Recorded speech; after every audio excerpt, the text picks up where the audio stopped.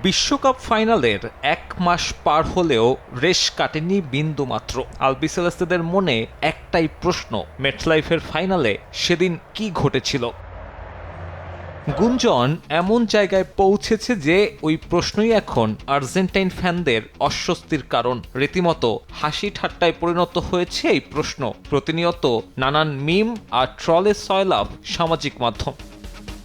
ওই ফাইনালের ১ মাস পূর্তিতে এবার মুখ খুলল আর্জেন্টিনা ফুটবল অ্যাসোসিয়েশন। সামাজিক মাধ্যমে দেয়া ১ মিনিট ২১ সেকেন্ডের এক বিবৃতিতে জানালো ফাইনালের আগে ঠিক কি ঘটেছিল ড্রেসিং রুমে।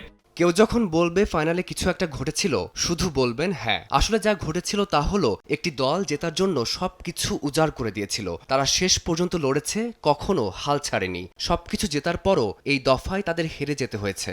২০২৬ বিশ্বকাপে তীব্র সমালোচনার মুখে পড়ে তিনবারের বিশ্ব চ্যাম্পিয়নরা। রেফারির একের পর এক প্রশ্নবিদ্ধ সিদ্ধান্ত, ফিফা সভাপতি কিংবা ইসরায়েল প্রধানমন্ত্রীর আর্জেন্টিনা প্রীতি, সব মিলিয়ে লিওনেল মেসিরা বিদ্বেষের শিকার হননি কম। আর তার বিরোধিতা করে শুরু থেকেই সরব ছিলেন দেশটার ফুটবল ফেডারেশন সভাপতি।